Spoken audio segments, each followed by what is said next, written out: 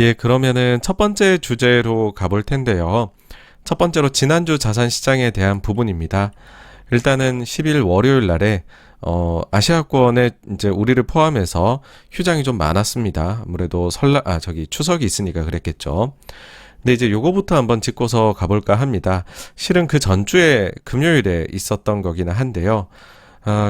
아주 완화적으로만 해왔던 구로다 일본 중앙은행 총재가 처음으로 엔화 약세에 대한 우려를 언급을 했었습니다.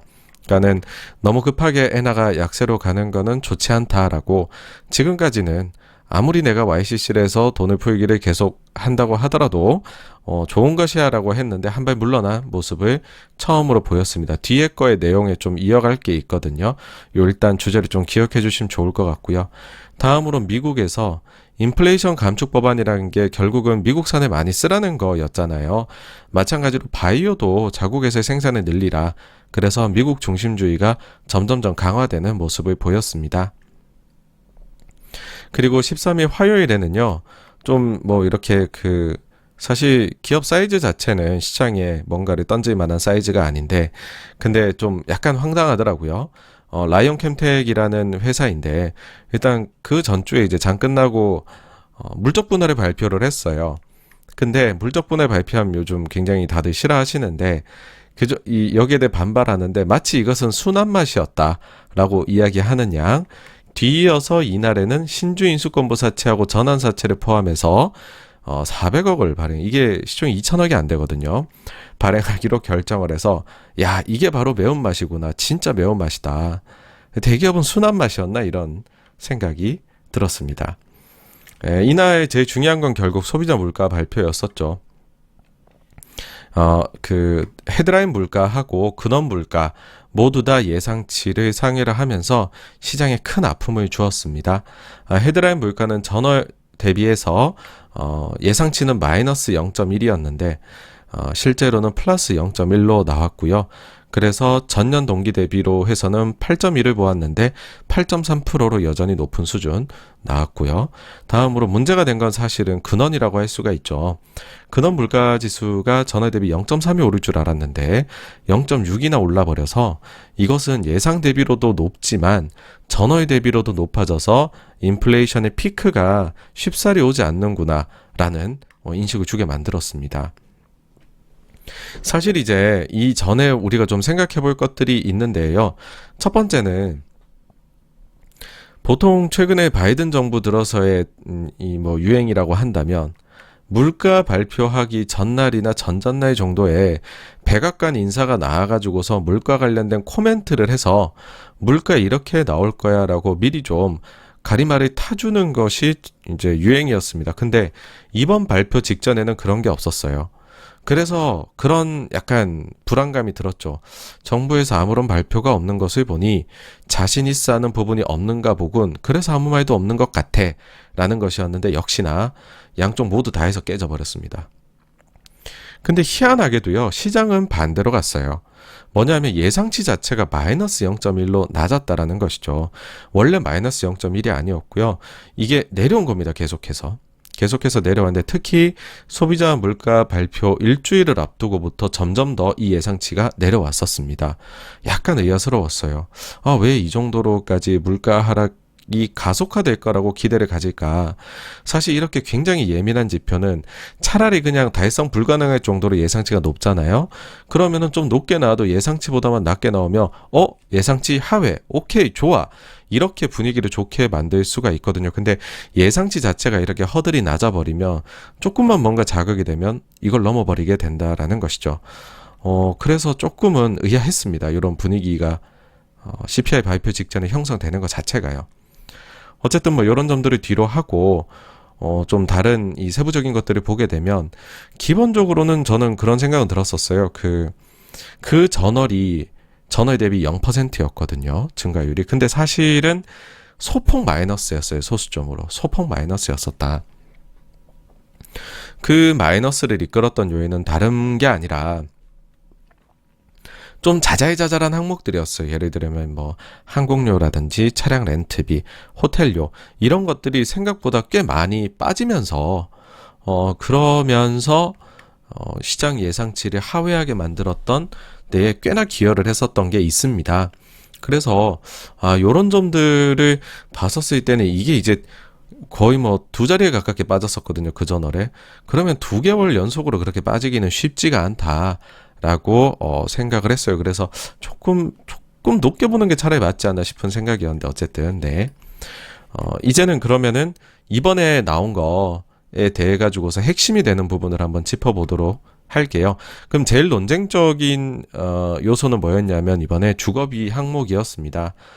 주거비가 전월 대비해서 0.7% 증가로 가속도를 낸 것으로 나타난 것이죠. 가뜩이나 주거비가 소비자 물가 상승에서 차지하는 비중 자체가 전체 100으로 놓고 보면 30% 초중반으로 제일 높아요, 이게. 가뜩이나 비중도 높은데, 올라가는 속도도 빠르다라는 거죠. 전월 대비 0.7이면 연유라 하면은 거의 한 9% 가까이 되는 거라고 볼 수 있잖아요. 굉장히 높은 것이죠. 여기다가 헬스케어 관련된 비용도 이것도 비중이 높아요. 6%가 넘거든요. 근데 여기도 이번에 많이 올랐단 말이죠. 그러다 보니까 요 둘을 합치면 거의 40%가 되는데, 그리고 특히나 연준이 주요하게 보는 PC의 경우에는 주거비 비중이 좀 낮아지고 헬스케어 비중이 높아지거든요. 그래서 요 둘을 합쳐서 보는 게 좀 좋은데, 이들만 해도 전월에 대비해서 CPI 끌어올린 게 0.28% 정도가 된다라는 겁니다. 그러다 보니까는 이게 우리가 단순히 유가가 빠졌다고만 해가지고 물가가 빠질 것이다. 앞으로는 빠르게 이 기대를 너무 빨리 가져서는 안 되겠구나라는 일종의 좀 반성이 나왔었죠. 그러면서 시장 이제 증시 자체가 상당히 좀 안 좋게 반응을 이날 했었습니다.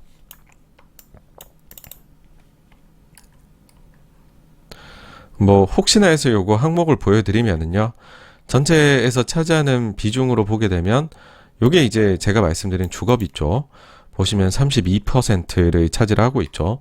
그 다음에 그 헬스케어 관련된 거라고 하는 거는 이제 메디케어 서비스입니다. 이게 한 6.8%. 근데 최근에 보시면은 전월 대비해서 상당히 올라왔고, 그 다음에 전년 동기 전년 동기 대비해가지고서 자료를 보게 되어도 우리가 여기 보시면은 쉘터 같은 경우에 6.2% 높은 증가를 보이고 있죠. 그 다음에 그 헬스케어 관련된 것도 5.6% 높게 나오고 있는 게 좀 보이실 겁니다. 이제 여기다가 겁을 확 더 주는 요소가 들어왔어요. 뭐냐 하면 이번에 주거비가 워낙 부담되게 나왔는데 이런 이야기를 하는 거죠. 주거비라는 거는 집값 상승률에 후행을 하더라. 그도 그렇겠죠. 집값이 오르고 나면은 집주인들이 그에 맞춰 갖고서 주거비 뭐 렌트비나 이런 거를 올리게 되는데, 집값은 즉시 상승이 나타나지만 집값이 우리가 렌트비라는 거는 계약이 기간이 있잖아요. 뭐 1년을 할 수도 있고 2년을 할 수도 있고 뭐 더 짧게도 할 수도 있고, 그러니까는 집값이 올라간다고 즉시 반영은 안 되고 나중에 재계약할 때 이게 올라가게 된다라는 거죠. 그래서 후행을 하는데, 이때 뭐 뉴스나 이런 데서 많이 돌았던 것이 평균적으로 18개월 정도를 후행을 한다더라 하니까, 그럼 뭐야, 오늘 당장 집값 상승이 떨어져도 앞으로 18개월 동안은 이렇게 계속 높은 인플레이션이 오는 것 아니냐, 이런 공포까지도 생겨난 겁니다. 여기에 대해 가지고서는요 좀 좋은 자료가 있어요. 혹시 관심이 있으시다면은 올해 2월에 나온 자료고요. 역시나 맨 마지막에 이 인물을 보시면 됩니다. 레리 서머스입니다. 레리 서머스가 이제 주거비 관련해가지고 인플레 상승이 오고 있다라고 이야기를 한 건데, 핵심은 이겁니다. 보시면은 뭐 이제 측정 방법에 따라 다른 거를 이제 보여주려고 하는 거예요. 그러니까 집값이 상승한 거에다가 이거는 16개월 후행을 넣었고 요거는 13개월 후행으로 넣어봤는데 거의 움직임이 비슷하다라는 거고, 이 뒤에 폭발적인 상승이 나타날 것이다. 요 이제 과거처럼 이게 코릴레이션이 높게 나타난다며, 그러므로 연준은 굉장히 발빠르게 움직여야 된다.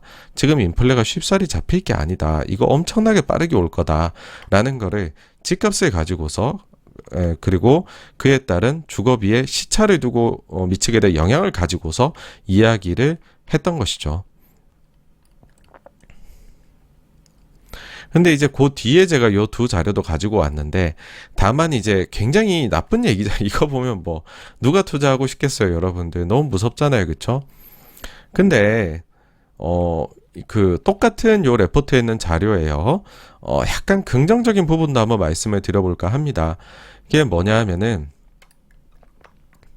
주거비 관련해 가지고서 인플레이션에 대해서 예상을 해 놓은 겁니다. 예상을 해 놓은 건데, 보시면은 22년 말 정도부터는 그 상승률은 꺾이기 시작을 합니다, 이게. 여기도 보시면은 상승률이 렌트도 꺾이기 시작하는 걸로 가정을 해 놓은 게 보이시죠? 그렇게 했었을 때에 이 주거비 항목이 이제 근원 CPI에 미치게 되는 영향도 올해를 말을 끝으로 해가지고선 점점 내려갈 것이다 라고 보고 있다라는 것입니다. 실제로 이게 이제 레드핀에서 보이는 조사를 보면은 이 그 뭐 사주이동 평균으로 해가지고서 집값의 그 이제 상승을 나타낸 겁니다. 변화를 나타낸 건데, 여전히 이제 전년 동기 대비해서는 계속 올라가고 있죠. 올라가고 있는 것은 사실이나, 딱 보셔도 이 갭 자체가 이제는 좀 줄어들고 있습니다. 그러니까 한 두세 달 전부터 해가지고는 미국의 그 주택 시장의 거래라든지 이런 게 확연하게 줄었어요. 그리고 매매에 있어가지고서도 가격 증가의 그런 폭발성도 예상치를 계속해서 하회를 하고는 있거든요. 다만 이제 느리게 나타나겠죠, 나중에. 이게 물가에 반영되는 것 자체는요. 그렇지만은 요런 점들이 요런 점들이 아마도 요런 데 반영이 많이 이제 예상해서 나름대로 되어 있을 텐데, 그렇게 봤었을 때도 지금 인플레 상승은 주거비 관련해서는 일단은 그 모멘텀 자체는 올해 말 정도가 피크고 피크아웃 할 수 있다라는 부분이라는 겁니다. 요거는 맨 뒤에 이제 86번가 예상해서 좀 더 엮어서 말씀을 드릴게요. 네. 이것까지는 일단 생각하기가 좀 그렇다라고 하시면, 일단은 이번에 핫했던 거는 CPI에서는 주거비다. 요 정도만 생각하셔도 괜찮을 것 같네요.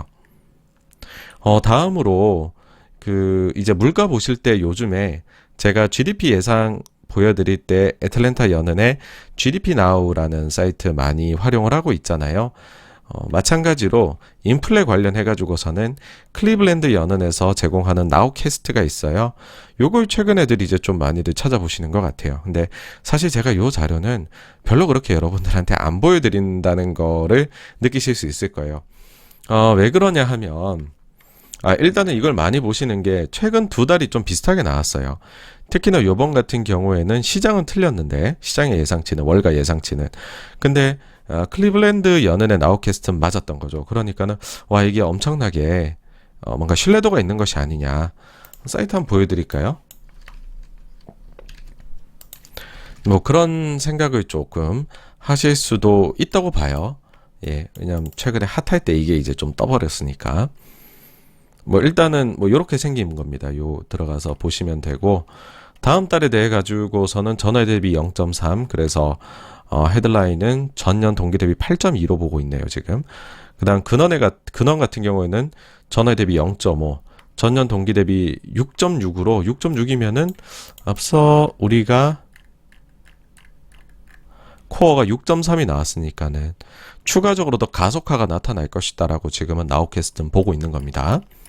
네, 근데 제가 드리고자 하는 이야기는 뭐냐 하면, 이게 생각보다는 잘 틀려요.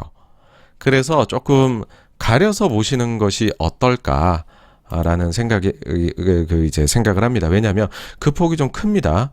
5월하고 6월 달에 CPI 발표 때에는요, 요 나우캐스트가 전월 대비 상승 숫자를 각각 0.4하고 0.9씩이나 틀렸습니다. 전월 대비 0.9를 틀린다는 건 연간으로 10% 이상을 틀린다는 거예요. 그래서 6월이 어땠냐면 나우캐스트 예상치는 전년 동기 대비 8.2% 증가로 봤었는데 실제로 9.1% 증가가 나와버렸죠. 예, 그래서 이거 생각보다 잘 틀립니다. 정말 그냥 참고 자료다, 이렇게 보시면 될 것 같네요. 그래서 증시가 엄청나게 하락을 했는데 금리는 엄청나게 튀어버렸습니다. 특히 단기 금리는 말도 못하게 튀어버렸죠. 다음 14일 수요일로 가게 되면 시진핑 국가주석이 코로나 이후 처음으로 홍콩을 나가봤는데 진짜로 해외를 나가는 거는 요번에 이제 처음 해외 첫 순방에 나섰죠. 카자흐스탄으로 가는 거고요. 푸틴하고의 만남을 위해서입니다. 다음으로 구로다가 그 전주 금요일에 엔화 약세 우려 표명했다고 했잖아요. 뒤이어서 스즈키 재무상이 이런 질문을 받아요. 엔화 매수를 통한 직접 개입도 가능하냐 하니까 포함한 모든 가능한 수단을 논의 중이다라고 해가지고서 아주 강력한 구두 개입을 했습니다. 엔화 약세에 대해서요. 네, 다음으로 미국의 생산자 물가가 나왔는데요. 뭐 예상치 하고 똑같이 나왔지만 전월이 소폭 상향이 된 부분이 있었기 때문에 생산자 물가도 예상보다는 조금 더 높게 나왔다는 거고요. 다음으로 지금 테슬라 같은 경우에 미국 독일에서 원래는 기가 팩토리 더 늘리려고 했었는데 일단 추가 확장은 무기 연기를 하고 오히려 미국 쪽의 확장으로 돌아선다 해서 미국의 이 바이든의 IRA라는 게 참 굉장히 빡빡하다라는 느낌이 들었네요. 예. 다음 15일 목요일로 오게 되면은요, 우리나라도 드디어 환시장에 개입을 하게 됩니다. 아마도 이 1,400원이라는 라운드 넘버는 바꾸지 말자라는 인식이 강했다라고 저는 생각이 드는데요. 실은 이제 최근에 동아시아 쪽에서 환에 대한 대응을 보면 그 전주 월요일에 중국이 외화 지준율을 인하해가지고서 환을 좀 방어하기 위한 모습을 보였습니다. 여기다가 금요일에 구로다, 그 전날에는 스즈키의 코멘트가 있었죠. 여기다가 지난주에 중국에서의 환시장에 대한 구두 개입하고 고시 환율을 좀 강세로 이렇게 고시하는 그런 동향이 나타났거든요. 그러니까는 가파른 위안화 약세를 막아보고자 하는 움직임들이 나타났었습니다. 여기에 추가적으로 한국도 이제는 개입하고 코멘트가 나오게 된 것이죠. 그래서 이런 일련의 조치들이 나온다라는 것은 제가 볼 때 최근의 환율 트렌드가 동아시아 상국이 모두 다 부담스럽다는 것을 여기서 이제 완전히 표현을 해주는 것이다라는 거고, 이런 경우에는 보통은 환시장에서의 공조의 가능성도 좀 있습니다. 예. 근데 공조를 한다고 해가지고서 바로 가격에서 변곡점이 나타났던 것은 아니었던 것 같고요. 제 과거 경험상. 오히려 이렇게 공조 초기 단계에서는 가격이 더 올라가 버리는 경우들도 있습니다. 그러니까 그만큼 좀 상황이 좋지 않으니까는 개입을 시작을 한 거고, 더 강한 개입을 시장은 약세가 된 원인들이 분명히 있을 거잖아요. 그 환경 속에서 이것도 해줘 저것도 해줘 이렇게 되는 거죠. 그래서 더 일단은 약세로 움직이던 방향으로 더 가버리는 경향이 있습니다. 예. 그래서 요거는 우리가 마음속에서 보고 있는 저기까지 가겠어 하는 그런 라인들 있잖아요. 거기까지 보통은 보고 끝내는 경향이 있죠. 요게 이제 일본 엔화 장기 차트입니다. 예, 보시면은 쭉쭉쭉쭉 계속 해가지고서 강세 엔화가를 보이다가 대지진 때입니다. 요때부터 해가지고서는 이제 약세 방향으로 좀 돌아섰는데, 이걸 이제 차트를 그려보시게 되면 이동평균선이 막 이렇게 돼 있겠죠, 여러분. 이거를 하고서 머리를 내밀고 있는 거거든요. 그래서 엔화는 사실은 위로 뚫리면 한번 오버슈팅을 해보자라는 투기성 매매들이 충분히 들어올 수 있는 아주 그런 장기 차트를 가지고 있습니다. 그래서 저도 이제 엔화의 요인들, 펀더멘탈에 대해서는 얘기 드리지만, 그렇다고 엔화의 방향성을 잡는 투자를 하는 건 어떨까요? 라고 했을 때는 되게 조심스러워요. 굳이 해야 될까요? 라고 말씀을 드리는 이유가 차트가 많이 나쁩니다. 네.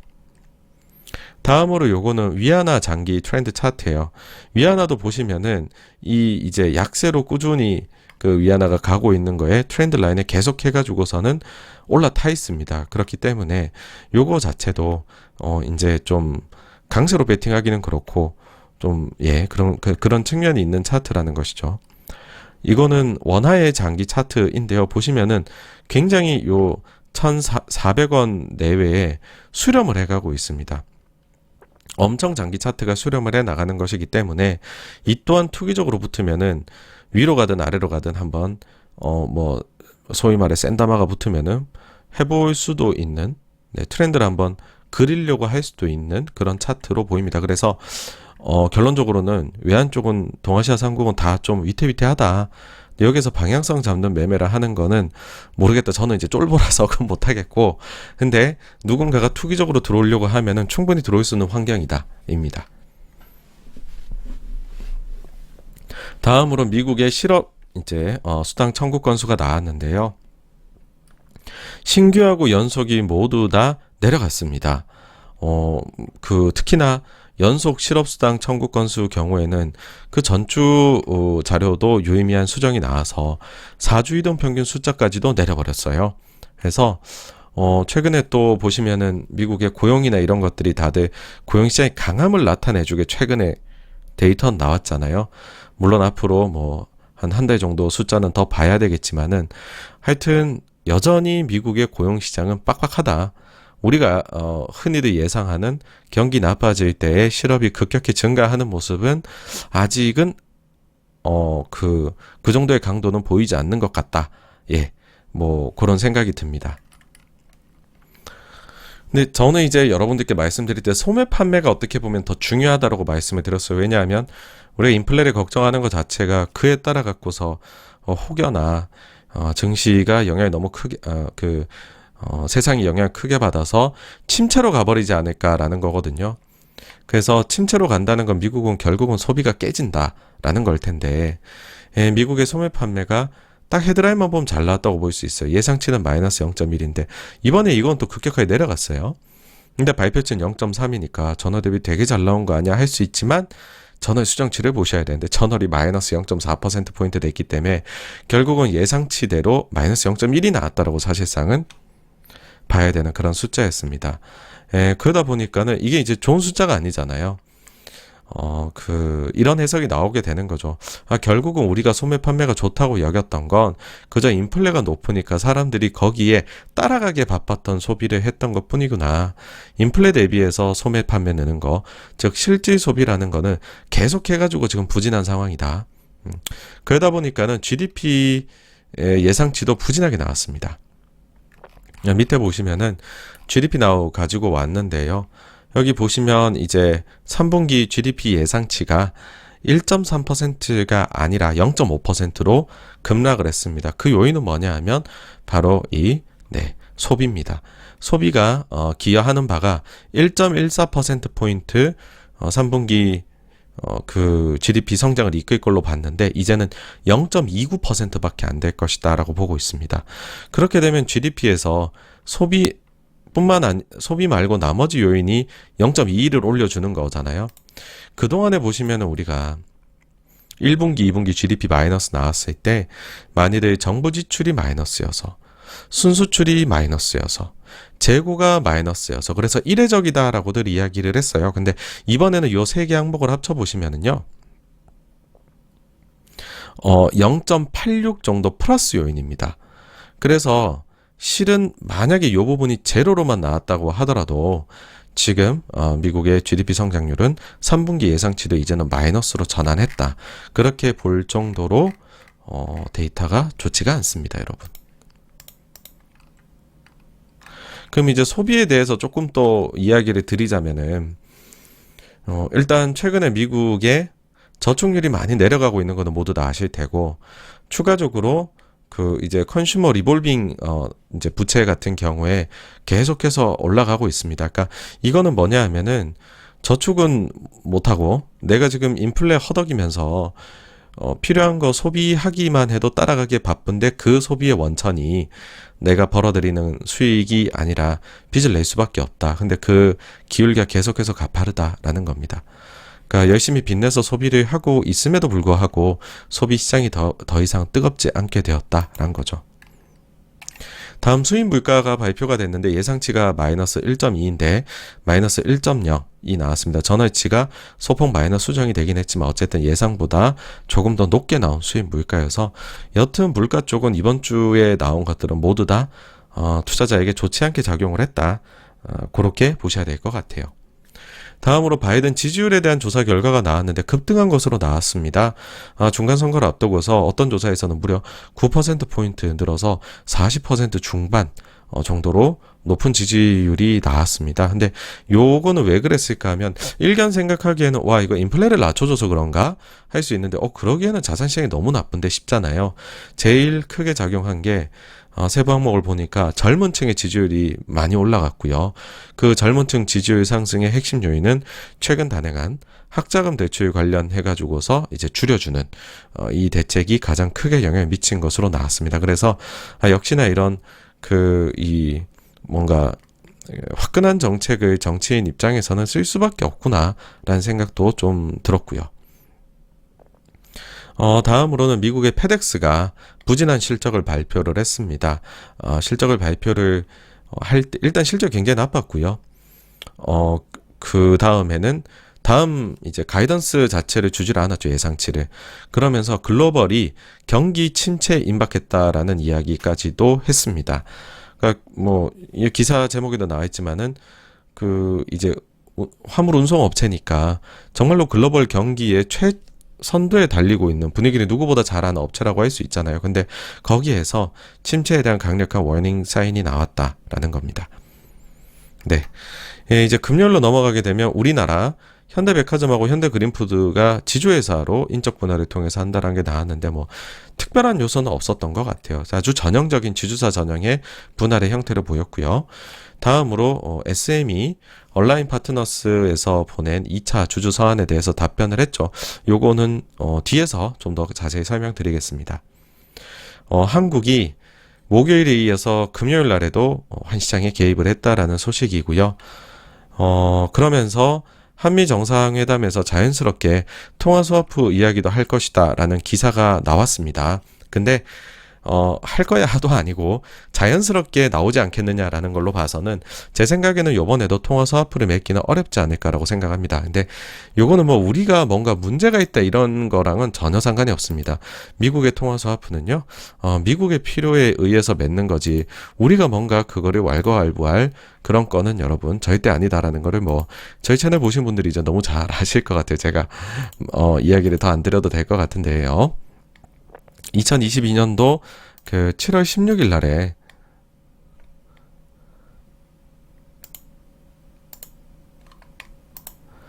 제가 보여드렸었던 라이브 자료를 한번 가지고 와서 요 관련해가지고 조금 더 추가적인 설명을 드려볼까 합니다. 요때 당시 이제 잠재적 불안 요인이라는 거 얘기하면서 첫째로 공매도 금지가 나오면 참 좋을 텐데 이걸 아마 실기할 것 같다, 우리 정부에서. 그 다음 두 번째로 한미통화 스와프가 나오면 참 좋은데 이거는 연준이 좀 잘못 생각해가지고 실기할 것 같다라고 말씀을 드렸어요. 그러면서 그때 당시에 피마라는 제도에 대해서 말씀을 드렸습니다. 이게 연준이 돈 풀기에 한창이던 2021년도 7월 달에 만들어진 제도이고요. 상설 단기자금 공급 체계를 만든 겁니다. 영내는 스탠딩 레퍼 퍼실리티라 그래서 SRF, 여기에는 포린 앤 인터내셔널 머니터리 어소리티라고 해가지고서 피마, 요렇게 두 개를 영내에 연결해서 만들게 된 것이죠. 이렇게 되면 해외는 사실상 상설로 통화 스와프가 맺어진 효과를 누릴 수 있다라고 설명을 했고, 사실상이란 표현이 맞기는 해요. 근데 엄밀히 따져보면 요거 두 개는 기준이 다르다라는 겁니다. 이제 통화 스와프는 우리 통화를 가지고서 남의 통화를 받아오는 거예요. 그래서 일종의 저는 이제 우리 통화는 우리 마음대로 찍을 수 있으니까, 과격하게 말하면. 그래서 이거는 일종의 마이너스 통장 같은 거 언제든지 빼올 수 있는, 우리가 특별히 주는 거 없이. 근데 피마라는 거는 우리가 보유하고 있는 미 국채를 담보로 잡히면서 미국에서 달러를 가지고 오는 겁니다. 그러니까 담보 대출이 되겠죠. 이러면 우리가 갖고 있는 담보, 요 자산이 묶이게 된다는 겁니다. 현재 우리나라가 미국채를 1,100억 달러 조금 넘게 한국은행이 보유를 하고 있습니다, 여러분. 근데 요 1,100억 달러 정도를 바탕으로 해서 지금 연준에게서 우리가 인정받은 피마로 당장 쓸 수 있는 금액은 600억 달러로 책정이 지금 돼 있어요. 그 600억이라는 거는 2020년도 코로나 위기 때 우리가 통화 스와프를 받을 때 한도로 받았었던 600억 달러하고 동일합니다. 그래서 그럼 정말 똑같은 거네? 이렇게 하실 수 있는데요. 차이를 다시 한번 말씀드려 볼게요. 통화 스와프라면 마이너스 통장이잖아요. 그러니까 통화 스와프 600억 달러 받아온 거 그대로 환시장 개입되고요. 추가적으로는 우리가 가지고 있는 미국채 1,100억 달러를 팔아서 또 환시장 개입이 가능합니다. 그래서 토탈 1,700억 달러 개입이 가능해지죠. 근데 피마는 600억은 쓸 수 있는데 이 600억 위에 1100억이 담보로 잡혔었기 때문에 이 1100억은 매도를 못하게 됩니다. 따라서 우리가 쓸 수 있는 정책의 외환시장에서의 한도는 600억 달러로 제한이 되게 되는 것이죠. 그래서 우리가 볼 때는 굉장히 다른 제도예요. 굉장히 다른 제도인데 미국 연준 입장에서 이럴 수 있는 거죠. 우리는 이미 너네한테 상시적으로 받아갈 수 있는 피마라는 좋은 제도를 만들었는데 굳이 또 이거랑 사실상 비슷한 통화 스와프라는 제도를 우리가 추가적으로 바꿔 맺어줄 필요가 있어? 라고 하는 것이죠. 그래서 만약에 상당히 극단적인 상황이 왔을 때에 이거 자체가 이런 체계를 갖추고 있을 때 빨리 풀어버리지 않으면은, 바꿔버리지 않으면 통화 스와프로요, 실수를 저지를 수도 있다라고 생각을 합니다. 그래서 이런 배경이 있기 때문에 연준 입장에서는 왜 굳이 통화 스와프 맺어야 돼? 야, 피마 있어, 피마. 이렇게 계속 얘기를 할 수밖에 없다라는 거죠. 그리고 실제 지금 연준 자산 내역을 보면 센트럴뱅크 스왑이 없어요, 거의. 그러니까 증가가 거의 없어요. 그러니까 더더욱이나 연준이 볼 때에는 야, 지금 우리가 상설로 해놓은 것도 니네 안 가져가고 있는데 굳이 무제한으로 할 수 있는 것까지 해줘야 돼라고 잘못 생각을, 그러니까 세상에 아직까지 달러를 조달하는 데는 별 문제가 없는 것 같아라고 생각하게 만들어 버릴 수가 있다라는 거죠. 그래서 요 점은 조금 제가 볼 때는 계속해서 논란의 여지가 있지 않을까. 그런 의미에서는 우리 정부에서 계속 통화 스와프를 이야기를 하지만은 이거를 들어주기는 미국 입장에서는 좀 어렵지 않을까 생각을 합니다. 그러니까 좋은 전략을 짜려면 우리만 얘기하는 게 아니라 글로벌의 다른 국가들, 우리랑 티어가 같은 곳에 속해 있는 국가들이 동시에 찾아가 얘기하는 게 효과가 있다라고 얘기를 합니다. 그 생각을 합니다. 예, 그 다음으로, 참고로, 그리고 지금 나온 이야기로는 우리나라 당국에서 이틀 동안에 한 50억 달러 정도를 쓴 것으로 보이거든요. 우리 한도 600억이거든요, 지금요. 그래서 큰 금액 나간 겁니다, 지금 생각보다. 예. 개인적으로는 이런 배경이 있기 때문에 또한 이제 일본이나 이런 데도 지금 개입을 구두로 한다고 해서 별로 달라지는 게 없어요. 이거는 오직 달러 강세가 너무 크게 영향을 미치는 거라 저는 힘을 그냥 좀 아꼈으면 좋겠습니다. 생각보다 우리가 쓸 수 있는 카드가 좀 적다. 물론 추가로 쓸 수 있는 카드들이 있어요. 뭐냐 하면 그 금융기관들이 가지고 있는 달러채 있잖아요. 그걸 활용해가지고서 계약을 맺으면 한은에서 추가적으로 달러를 더 조달할 수는 있습니다. 근데 좀 무리를 한다는 거죠. 코로나 때 보면은 그때는 국민연금이 갖고 있는 달러채를 활용하기로 했었고 지금은 우리나라 장기성 자금을 보유하고 있는 보험사들에게 이 조치가 내려져 있습니다. 다음으로 중국이 여러 데이터가 나왔는데 다행히 되게 부진했었던 지난달하고는 다르게 이번 달에는 예상을 상회한 숫자가 나왔습니다. 산업생산, 소매, 판매, 고정자산 투자 모두 다 좋았어요. 근데 좀 아쉬운 게 그거죠. 지금 분위기가 너무 공포가 자리 잡고 있는 증시 분위기이다 보니까 중국 데이터는 사람들이 약간 이게 문제예요. 중국 데이터 못 나오면 와, 전 못 나왔나 막으로 잘 나오면 에이 꾸몄겠지 이런 식으로 신뢰를 좀 보내지 않고 있는 상황입니다. 예. 다음 이날 중국 여러 가지 조치에도 불구하고 결국 포치라고 얘기하죠. 7위안을 결국엔 돌파를 하게 되었습니다. 그나마 위안화가 주요국 통화 중에서는 달러 대비해가지고서 그나마 좀 잘 버텼던 통화인데 위안화도 최근에 보면 급격하게 약세로 가고 있습니다. 근데 중국의 위안화 약세가 쉽사리 잡힐 것 같지는 않은 게 일단 중국 펀더멘탈이 좀 나쁘고요. 두 번째로는 중국은 계속 좀 완화를 하고 싶어요. 너무 이제 펀더멘탈이 좀 안 좋다 보니까. 이번 주에도 보면 중국 은행들이 예금금리 15bp 인하를 했거든요. 그래서 다음 주 이제 20일 날에 우대 금리가 지난 LPR이죠. 지난달에 이어서 추가로 인하될 가능성이 지금 상당히 높아져 있는 상황입니다. 그럼 이제 금리 자꾸 내린다고 얘기하는데 어떻게 위안화가 강하게 될 수가 있겠습니까? 그렇죠? 이게 이제 10월 중순에 있을 시진핑 4년이 행사를 앞두고서 어떻게든 큰일이 터지는 거는 좀 완화책을 써서 막자라는 게 강하게 있다라고들 시장은 보고 있고요. 추가적으로는 저 정도로 풀어야 될 정도로 중국 경기는 좀 많이 나쁜가 보다. 그리고 저렇게 완화책 계속 편히 그 타이트닝을 해나가는 서구, 특히 이제 미국과 대비해서는 환율이 잡히기는 좀 어렵겠다. 그 정도 얘기가 나오고 있죠. 마지막으로 이제 미국 미시간 기대 인플레이션 나왔는데 단기 장기로 봤었을 때 모두 다 그전에 비해서 내려가는 숫자가 나와서 연준의 마음을 조금은 그래도 휴하게 만든 것 같습니다. 근데 어쨌든 주 내내 이제 증시는 나빴고요. 금리는 계속 올랐습니다. 미국제 10년물 금리를 좀 더 긴 시기열로 봤어요. 2001년부터 해가지고 쭉 봤는데 최근에 다시 쭉 올라가고 있죠. 근데 요 라인이 뚫리면은 이 정도까지 보인다라는 겁니다. 그래서 지금 미국채 시장도 굉장히 유동성이 얇아져 있다는 말씀을 드렸는데 그 얇아져 있는 유동성 속에서 뭔가 숏 스퀴즈라든지 숏 스퀴즈가 아니죠. 이건 롱 스퀴즈가 나오겠죠. 그러니까 매매상에서는 특이한 매매들이 삐쭉삐쭉 나올 수 있는 거를 좀 염두에 두셔야 될 것 같아요. 다음으로 지금 연준이 요즘에 그나마 연준의 마음을 행복하게 해주는 건 기대 인플레가 내려오고 있다라는 거거든요. 사실 어떻게 보면 장기적으로 봤었을 땐 굉장히 중요한 포인트입니다. 근데 증시가 워낙 안 좋으니 이런 건 이제는 무시가 되고 있죠. 5년 장기 기대 인플레가 계속 내려가고 있다가 2.33에서 이번에는 2.27까지도 내려왔습니다. 연준 입장에선 아주 지금 바라던 바이다. 이렇게 보이네요. 근데 아마 더 떨어져 주기를 원할 겁니다. 완전 잡힐 때까지요. 다음 유가 같은 경우에는 감산이라는 이슈 그리고 중국의 수요 부진이라는 이슈가 아주 강하게 맞붙어서 지금 이쪽에서 왔다 갔다 하고 있습니다. 여기에 양념으로 과연 미국이 비축률을 풀었던 거를 다시 언제 비축할까? 뭐 이번에는 뭐 80불 이해서는 안 하겠다라고 이번 주에 얘기가 나왔는데 뭐 해보면 알겠죠. 나중에 어떻게 될지는. 그래서 우선은 요 요인들이 강력하게 위아래가 다 강력한 요인들이기 때문에 80에서 90 사이에서 일단은 좀 더 박스 만들면서 뭐 방향성 탐색을 하지 않을까로 보입니다. 다음으로 앞서 말씀드린 이제 미국의 GDP 예상치에 대한 건데 결국에는 보시게 되면은 소비 쪽의 부진이 굉장히 큽니다. 그러다 보니까는 0.5까지 빠졌습니다. 이번에도 만약에 마이너스를 기록하게 되면 정말로 이번에는 이유로 제시할 게 하나도 없긴 합니다. 다음 주에는 화요일 날에 리비전이 있고요. 총평해보면은 왜 그랬는지 모르겠지만은 기대가 만발했었던 소비자 물가 이게 쇼킹하게 나왔고요. 그 다음에 소매 판매도 부진하게 나왔고요.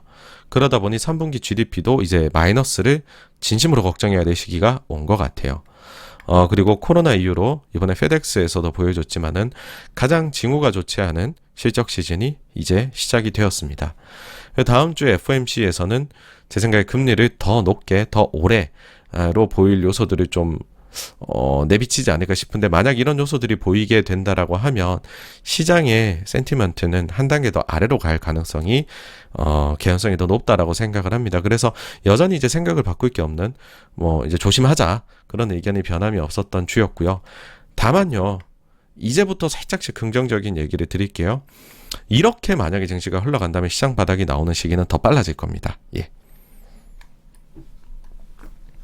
제 다음 주에 보셔야 될 부분은 미국의 주택 관련 데이터들 그리고 9월 FOMC 회의 그리고 일본 영국의 이제 금리 결정 실업수당 유럽하고 미국의 이달 PMI 속고치 나오는 거 정도일 것 같습니다. 네. 그러면은 여기에서 지난주 자산시장에서는 무슨 일이를 마치고요. 다음 주제로 넘어가도록 하겠습니다.